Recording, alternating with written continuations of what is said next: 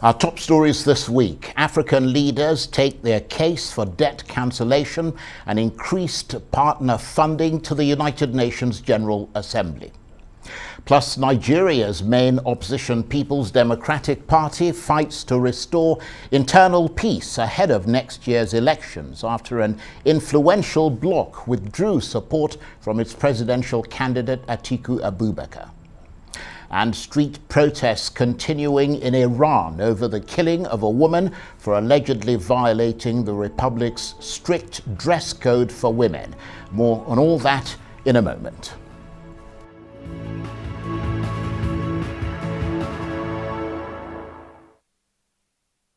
Welcome to the program, the Sunday talk show, this day live here on the Arise News channel. With me are Professor Bola Akinteriwa, DG Bolitag Center for International Diplomacy and Strategic Studies, Professor David Awarawo, Professor of International Relations and Strategic Studies at the University of Lagos, and Chike Ogie, who's a former Commissioner for Information, Delta State, and is currently Managing Director of Mac Folly Limited. We'll be talking to all of them in a moment.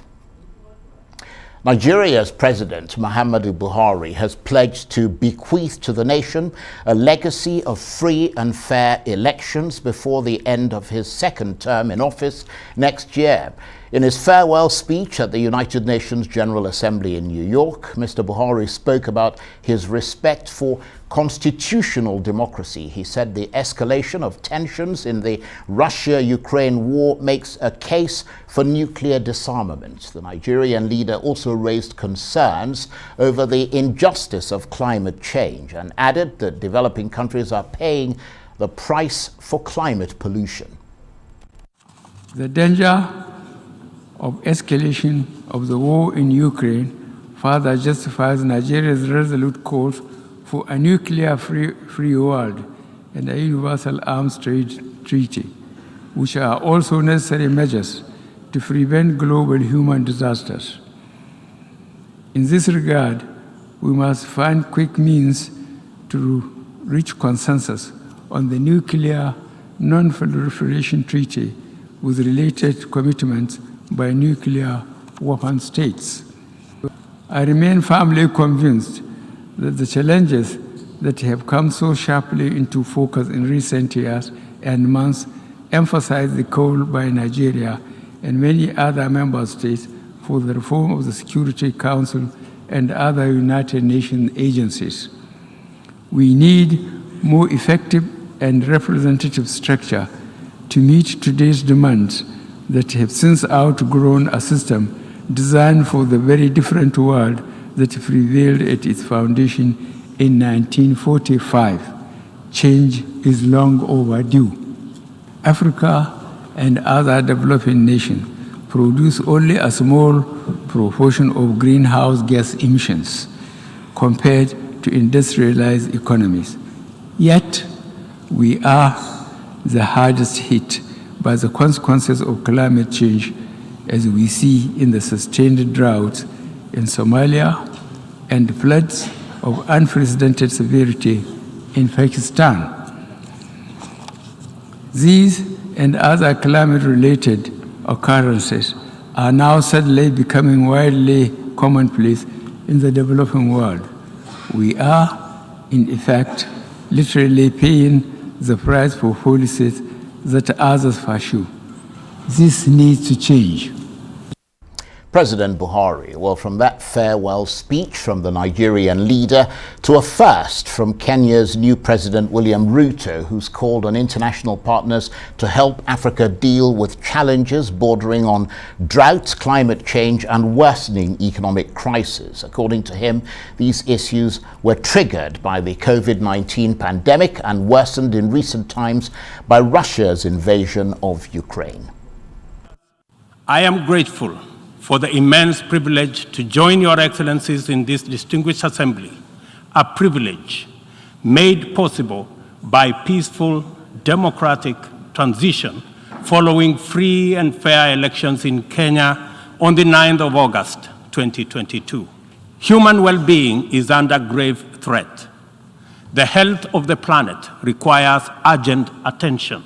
The immense pressure exerted by conventional threats such as climate change, the global food crisis, terrorism, cybercrime, and armed conflict has been compounded by unprecedented, devastating disruptions due to COVID-19. It brought into sharp focus the global economy's two-lane highway, repressively patrolled by a rising tide of exclusionist nationalism.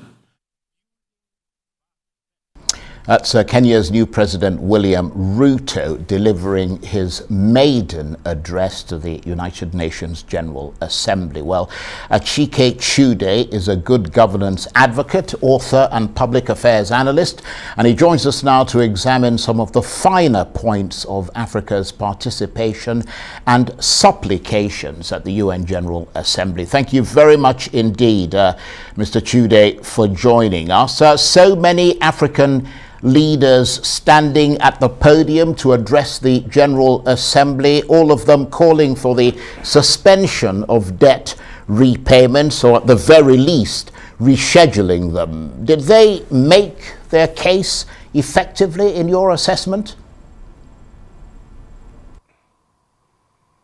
Well, I mean, it shows that the very negative state of political leadership in the African continent, that Africa with its vast resources finds itself in this situation. Africa is home to about 30% of natural resources in the world. Africa has about 40% of a global deposit of gold. Africa has about 90% of the world's reserve of platinum and chromium. The 65% of arable land in the world is Africa. So what are we doing with poverty? What are we doing, going cap in hands, begging other nations of the world for debt forgiveness or debt rescheduling or whatever you call it? It is simply because African political leaders have not been able to properly harness the vast resources, and not just the natural resources, mineral resources, but the human resources that is available in the continent. In fact, it is said that 25 years from now, that about a quarter of the world's youthful population, will be from Africa. And so if we can get political leadership right in the African continent, Africa will dictate, will rule the world. But unfortunately, with the kind of political leadership that we have, it becomes a problem. Debts have been forgiven African countries before. And the case, in point is my country, Nigeria. About 14 years ago, we had a debt profile of about 30 billion US dollars. And then under the Obasanjo administration, and in concert with, I think, the former Minister of Finance, Okonjo-Iweala, we paid a whopping $12 billion in one tranche, one fell swoop, and then we are forgiving $18 billion. And then we are given another chance to start on a clean note. By 2015, we had amassed, another debt profile of about $12 billion. And then 7 years after that, under this present political dispensation, we had borrowed about $33 billion. And so Nigeria's external debt profile is around $45 billion. And so the question you ask, $45 billion. So the question you ask yourself is, even if these debts are forgiven and you have this special arrangement, in terms of, rescheduling the debt payment, in terms of the servicing the debt, what are we going to do with it? And so these are the questions that even African leaders, as they are gallivanting, junketing from one place to the other, begging for debt relief. When African leaders met, I think, with the Chinese government some time ago, they all trooped to China to have that meeting. It was the same issue of debt forgiveness. They met, other countries' leaders, the same issue of debt forgiveness. So what do you do with all of this? Especially with the vast resources that are available to the African, continent. In fact, as at 2020, the Africa's total debt profile was around $702 billion. And then, but on a yearly basis, annually, Africa loses about 195 US dollars, 195 billion US dollars through illicit, financial flows, illegal logging, illegal fishing, illegal mining. Most of this is being undertaken, by foreigners in the African continent, with African countries unable to do anything about it. That represents a whopping 30% of the total debt that Africa is paying, is owing. So right. What is happening is that African political leadership are not looking at these things. Are they in the right? Well, you make some very good points there, Mr. Chude. I found it particularly salutary when you talked about the resources that are available to Africa and the fact that those resources have either been mismanaged or underutilized. And you talked about Nigeria, which of course is a very crucial point you make there, because we are in Nigeria, and we saw President Buhari almost literally pleading for debt relief at that UN General Assembly, having, of course, as you said, borrowed heavily over his 2 terms in office. Given that perception of Nigeria as a country mired in considerable odious debt and the lingering perception of mismanagement and corruption, but also given the fact that he has in fact gone to plead for more debt relief, is his wish likely to come true? Well, I think it will, because it's not just Nigeria, that is making that plea. It's the whole, of the African continent. A lot of them are mired in very serious crisis, and they cannot, if you look at the debt to revenue, debt to GDP, it's in a very, very serious state. And Nigeria is paying about, from what we are told, about 90% of it's using about 90% of its revenue to service debt. That is absolutely unsustainable. There is nothing for capital expenditure and nothing to, for social infrastructure. And so, but with, everybody speaking along the same line. Obviously, the world has a challenge. And then, the other countries of the world, the international multilateral financial institutions, and then nations across the world, I think really do not have any choice. COVID-19 had a devastating impact in Africa, most especially with its effect on the supply chain, food, cultivation and all that. So Africa has suffered massively as a result of COVID-19 and some other external factors, the conflicts that you see in other parts of the African continent. And so I think really, ultimately, it might take a little bit of time, but the world has no choice than to respond. But then the issue is that, there is this consensus that debt, that will keep on sinking into debt, and that some of these international financial institutions are using it as a basis to trap the African continent. They know how unwholesomely this debt will keep on piling up. These monies will keep on borrowing from them. They know how it is used right from time. The debate has been going on for so long, the corruption, the mismanagement of these resources, but they keep on giving it to African political leadership, knowing that it's not going to do anything in terms of bettering the lives of their people. So they are also in cahoots. They are also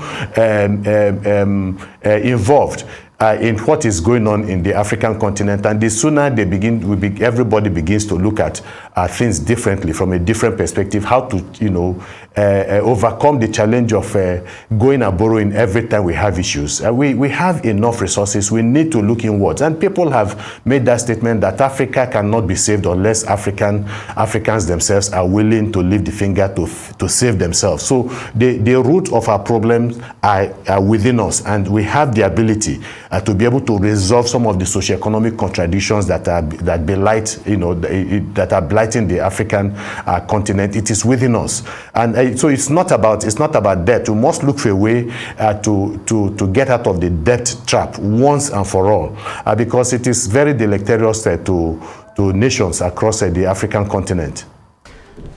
Well, absolutely. And you made another very good point there about keeping Africa in debt and therefore in hock to the leading lending agencies. But we're also seeing, obviously, elections taking place in places like Kenya. We're seeing elections coming up in Nigeria, and the hope must be that you'd get more governments that are thinking in the direction of utilizing the resources within their territories much more so than just simply going to borrow money. And you talked about, as we mentioned there, the new president of Kenya, William Ruto, in his maiden speech to the Assembly, talking about his specific ideas about financing for Africa post-COVID and asking for pandemic debt relief. But beyond the points that you made, which are very important points, I mean, in a world in which everyone, rich and poor,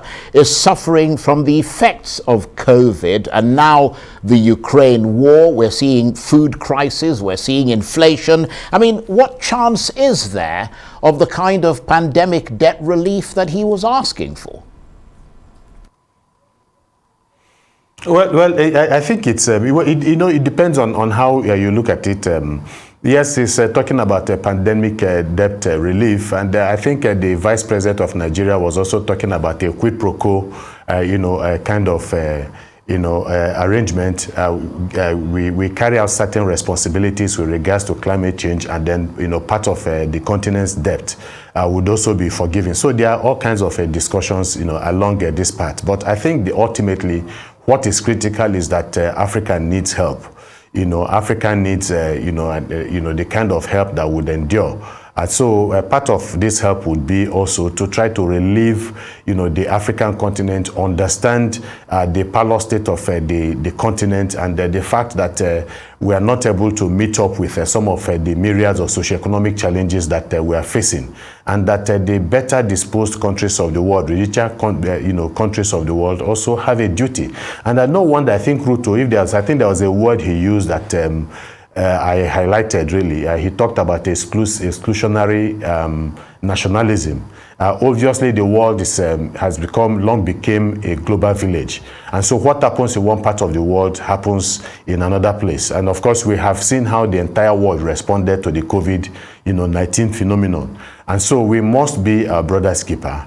And we must, learn to do things the right way and the proper way. So obviously, whether it is going to be pandemic relief, whether it is something that is going to be related to climate change, whether it's outright forgiveness of the country's debt or the rescheduling of the debt in more friendly terms, what has to be done is that Africa needs some serious help. And that the international community that have also contributed to the ruination of Africa to a very large extent also have a duty. It is not for nothing that the African continent is not working, because we have, people beyond the shores of this country that are calling the shots in Africa, but in ways that are not always in the interest of the people of the continent. But we also have, political leadership that have not been able to live up to their responsibility. So you just talked about the elections that took place in Kenya. And then we have an election that will be taking place in Nigeria. And with the hope, you're expressing the hope that, some of these elections could be signs or indications of better things to happen in the continent. And I think that we're beginning to have a change of priorities at the level of at least the people themselves. We have a younger, crop of, young Africans across the countries of the continent who, are becoming much more involved in the the political, actions of their political leadership. And I think I'm putting the right kind of pressure on their political leadership. So it's going to be a process, but I think the good thing is that we have started, on the right path. Well, that's a very good point. Let's move away from debt now that you've brought up the issue of the elections and the fact that obviously Nigeria would need to hold free and fair elections in order for those kinds of leaders to be thrown up. And that brings me to President Buhari's speech at that UN General Assembly and the tone of it, leaning as it did towards showing off his commitment to democratic values and ideals. I mean, he condemned as reprehensible the idea of tenure elongation, and he also talked about his commitment to ensuring that Nigeria holds free and fair elections in 2023. How do you assess all that? Yeah, my perception of the president is somebody who wants to be remembered well. He is a very proud person, and he wants to be remembered well. And I think he has also talked about several times about the legacy and how he wants to be remembered.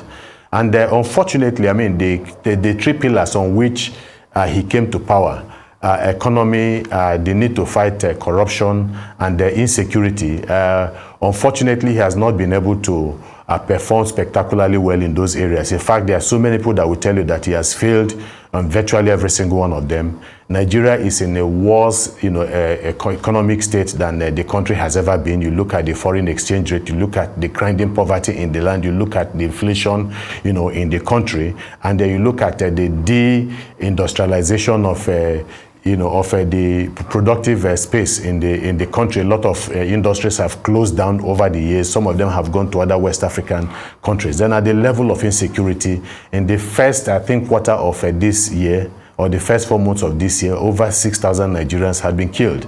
It's never been as bad as it is today in terms of insecurity. And so you have a decentralization of the insecurity that was the preserve of the parts of the north. Now it has spread all over the country. And then the issue of corruption, and Amnesty International, Transparency International and some other international organizations have rated the country exceedingly very low on corruption. So what has the president got to show for himself?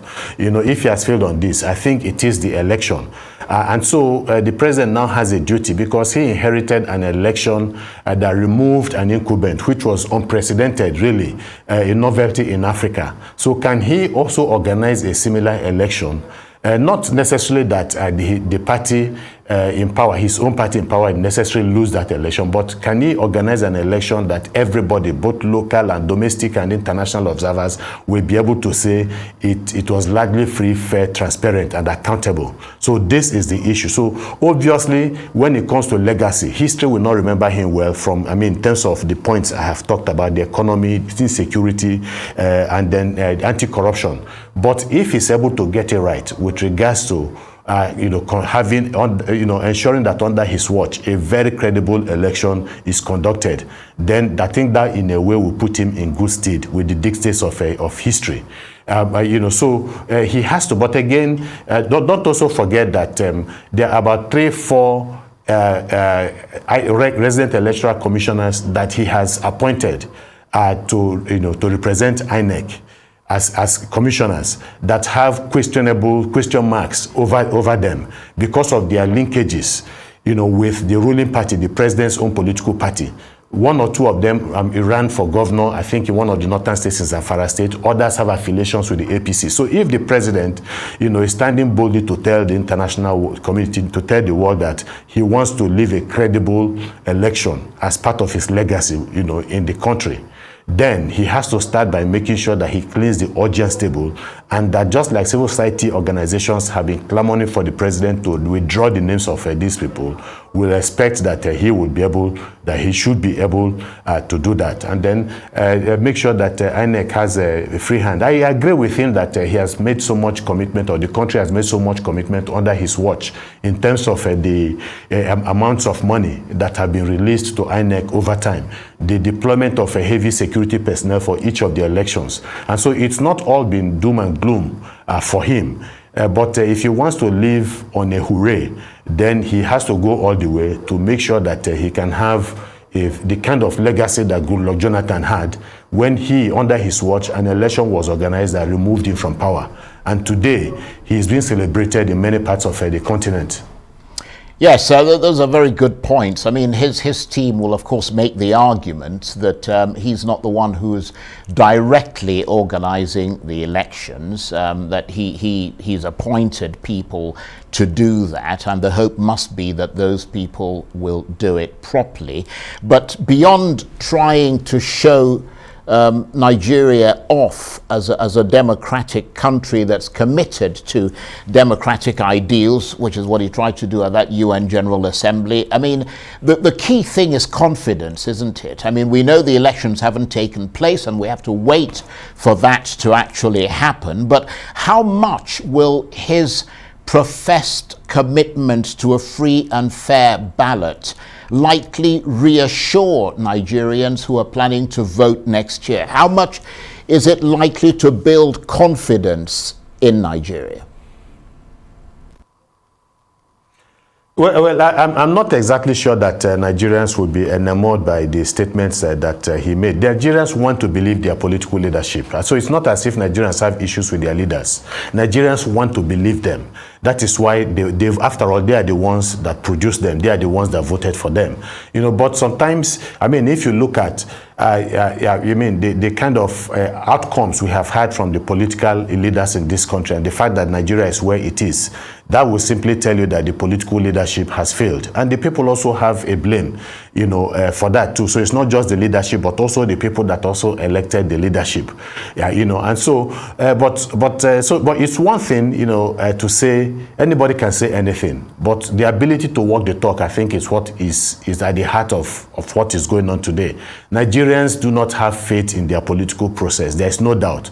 But I know that that confidence has been growing for quite some time. If you look at the last few elections, I was in Anambra State as an election, observer. I was in Ekiti State, you know, I was in Ondo State and the rest. And so there has been a gradual improvement in the electoral process, aided most especially by the use of technology.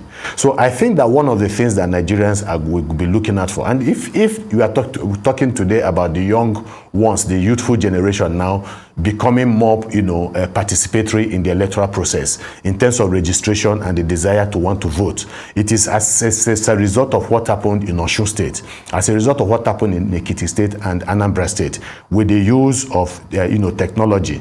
The will of the people was essentially done, and so that gave a lot of people the confidence. People who had hitherto always said that their votes, no matter how they vote, that their votes will never count.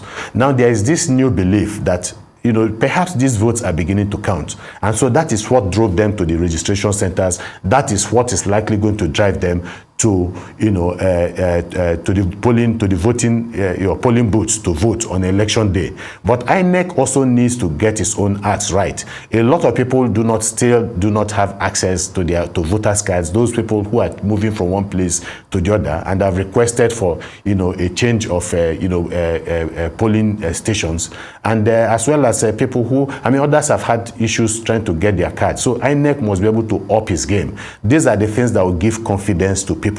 I know that the president is not the one running the elections. The elections will have to be run by other people under his watch. But a president is so powerful that he's in a position to influence what happens within the electoral process by ensuring that the people, the security personnel that are going to supervise that election are people that are non-partisan, are people with credibility, and people that are also patriotic and committed to the nation state.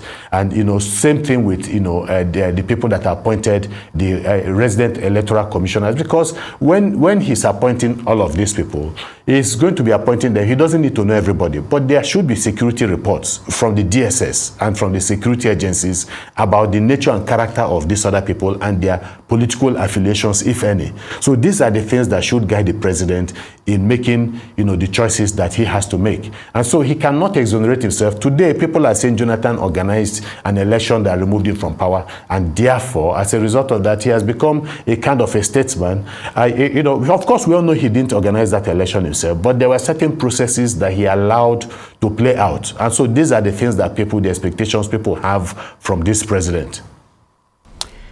Yes, I get the point that you're making. In that speech, Mr. Chude, Mr. Buhari also raised the alarm about the erosion of democracy in West Africa, didn't he? And his government's efforts to promote the rule of law and democracy in the sub-region. He mentioned Nigeria's support in places like Gambia, Guinea-Bissau, and Chad when they had political challenges. Do you agree with him that Nigeria lived up to expectation in promoting and strengthening democracy in those countries?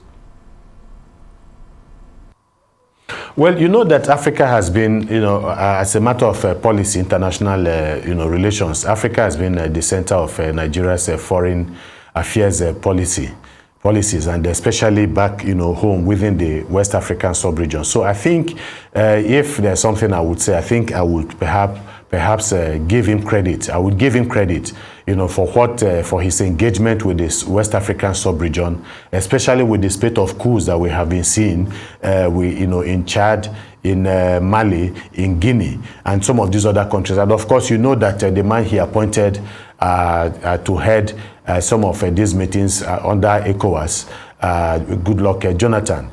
He was the one that appointed him, and Jonathan has been working round the clock together with his brothers from other West African countries to ensure that the military juntas in some of these other countries do not have it easy. So they have been engaging them, and then when sanctions have become necessary, they have imposed sanctions on those regimes, and then to put pressure on them to move their countries towards the path of democratization. It has not been easy. So I think, in a way, I will give the president a lot of credit for the effort that have been made in that particular direction. I think, but sometimes they say that charity begins at home. A lot of people, he has had a lot of international engagements outside the shores of this country. And sometimes a lot of people have been skeptical about, sometimes his frequent travels to other parts of the world to try to resolve their political crisis when we have a worst political crisis, security crisis in the country. And so he has done well within the West African sub-region and other parts of the country, of the continent. But I think he can do much more, and then also do more for the country, for his own country. I have to say I couldn't agree with you more. I mean, one would hope that he would lend the same measure of support in a non-partisan way, which obviously he's professing to do, so would have to obviously wait and see, but that he would lend the same measure of support in a non-partisan way in his country, Nigeria. I mean, as you said at the outset, that would be a deserving legacy for him, wouldn't it? Oh yeah, obviously, there was a time he made a statement. He said that he was not going to allow the bandits to disgrace him. And of course, I don't know why he's not been able to do much with regards to that, because shortly after that, the bandits attacked his convoy, and then also staged some spectacular attacks in Abuja. And then, of course, the Kuje prison break, and then what happened in Shiroro, when we lost about 40 security, personnel in the process. And so it has been a very challenging, situation in the country. He needs to do much more. Otherwise, he's going to leave a very terrible legacy, especially when it comes to security. And security, I think, is the most important thing. The Constitution, gives credence to that the responsibility of government is security of lives, and then the welfare of the people. And so you can't even begin to talk about the welfare of the people. You can't begin to talk about investment if you cannot talk about protecting lives and properties. And so that has been a daunting challenge that he has not been able to do much. Fine, in the past 1-2 weeks, we have seen some successes by the security forces, and I've always maintained that we need to take the fight to these terrorists and insurgents and bandits. They are not bigger than Nigeria and can never be bigger than Nigeria. The only reason why it seems as if our security forces have been overwhelmed and that the country, is confused about the activities of these people is what a lot of other people have insinuated, that without the support and the sympathy of certain people in government, that they would not have been as brazen and as successful in a negative way as they have been. They are not bigger than our military. They are not better than our military, and they are not better than, so we have what it takes to defeat them. It is just about mustering the political will.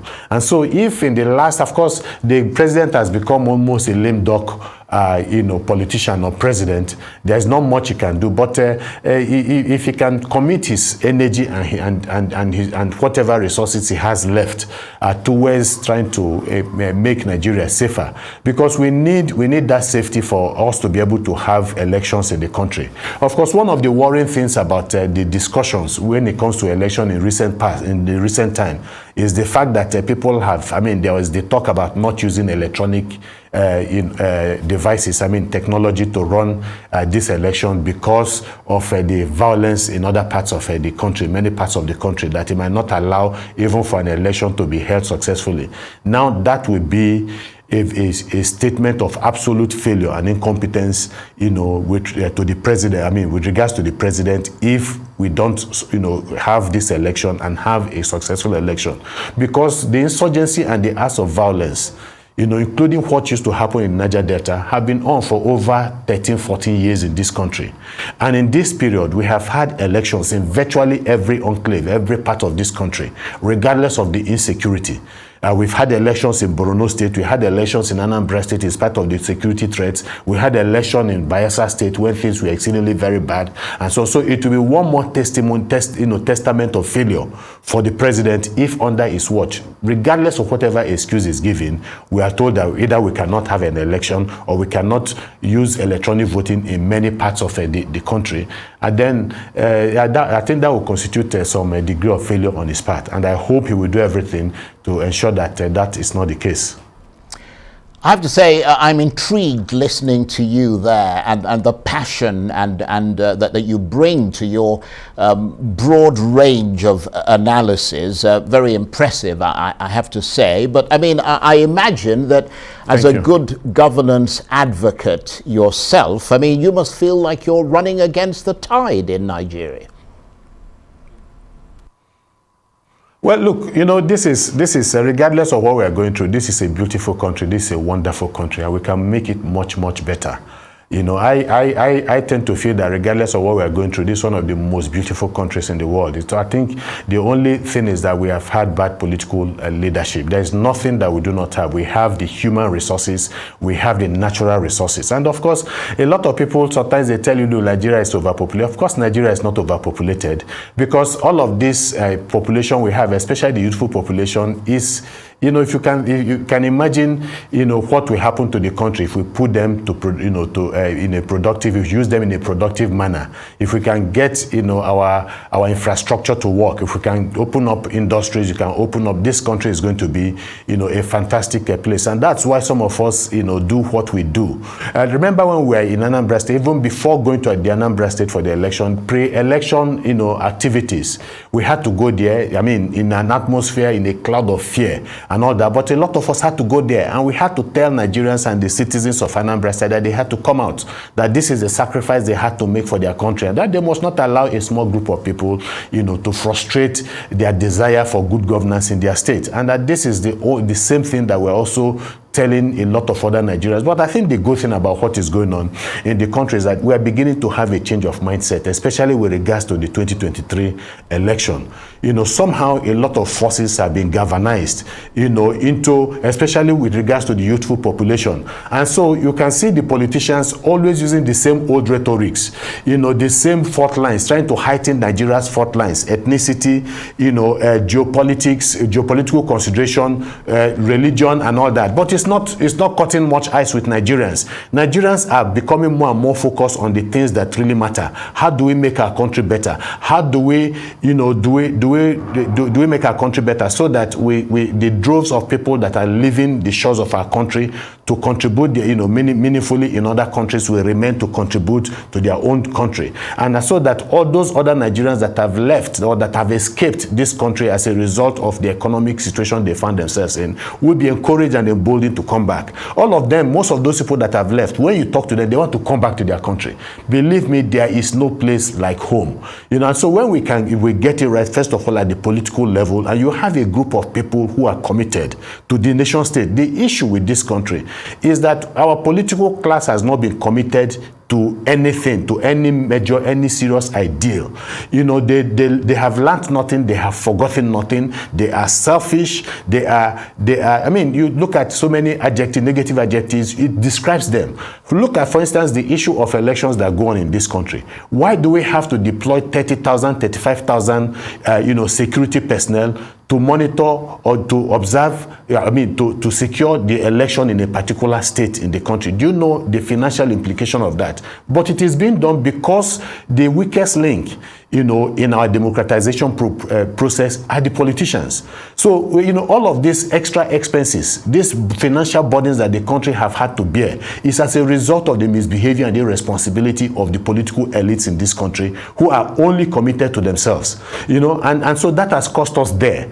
So I think, you know, it's critical, and that's why for some of us, you know, all along, all this while, we have been putting pressure on the institutions of state. We have been trying to strengthen, you know, institutions, you know, like INEC, like the police, like the National Assembly, working in collaboration with them as much as possible to pass certain laws in this country that can make it better for us to have proper elections, like the last electoral law, you know, that was passed by the National Assembly and assented to by the president. It was as a result, and not just the civil society. You guys in the media have done your own bit to continue to highlight the points that really matter so that we can move our country forward.